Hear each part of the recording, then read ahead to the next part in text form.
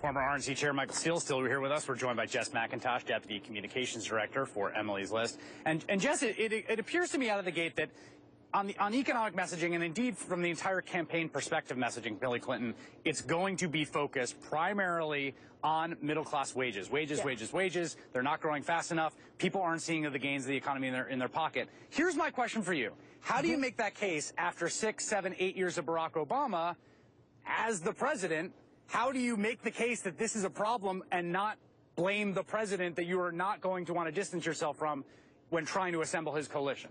Right, and I think that she did a really good job of that at the very start of her speech, where she praised the president for getting us out of an incredibly large hole that Americans, frankly, have a memory long enough to remember that Republicans dug for us by spending like crazy in foreign wars and tax cuts to millionaires. And all of the Republicans on the other side of the aisle seem to want to go straight back to those policies that got us in that hole in the first place. And we know that the economy, while Americans are starting to feel pulling out of the recession, that's just starting to become a reality for them. We know that we have a long way to go, and we know that we certainly don't want to go backwards. So I think she's doing a very smart thing, and it's capturing what Americans are thinking right now, which is, I'm aware that the economy is getting better. I'm starting to see the signs of that. It's my own pocketbook that I feel is not quite where it ought to be. And they know which party to blame that on.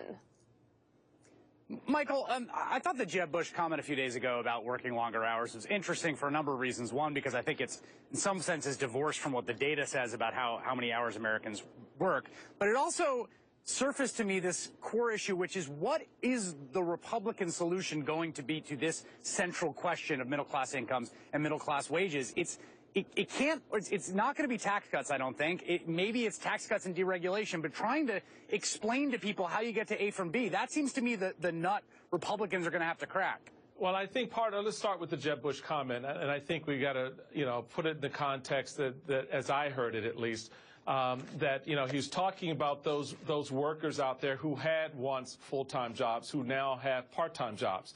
Where you have to address those employers who are not hiring people but for 35 or 37 hours, not a full 40-hour week. So that's the context in which he was talking about giving the worker more hours to work so that they can go back to full employment, if you will, or full-time employment.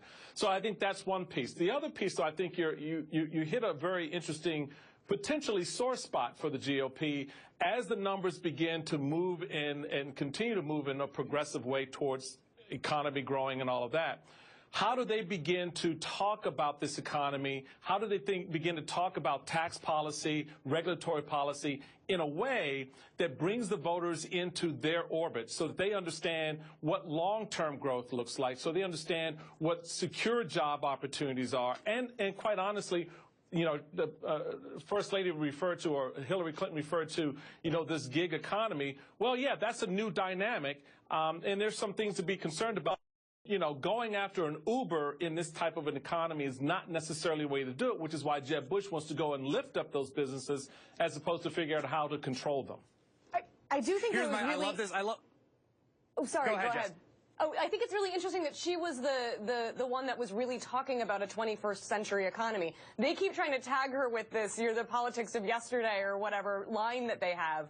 But she was the one that was talking about our economic realities as it is in the 21st century. She was the one who brought up Uber and Airbnb and the gig economy, which I think we're all aware of and feeling and just hadn't named. The other really important thing that she did was say that women's issues weren't women's issues anymore. They were economic issues. And that is so true. She's the only one who is recognizing that the economy is going to improve when we start valuing and paying for 51% of our workforce. She's the only one talking about ending gender discrimination in pay. Republicans can't even figure out whether that's a real thing or not. She's talking about paid sick leave. She's talking about fair scheduling. She's talking about issues that have frankly never been part of the how do we grow the economy conversation. She's making it a front and center part of the conversation, and that's the only way that we can have a 21st century economy that reflects the realities of its workers. But you're still left with the question, who pays?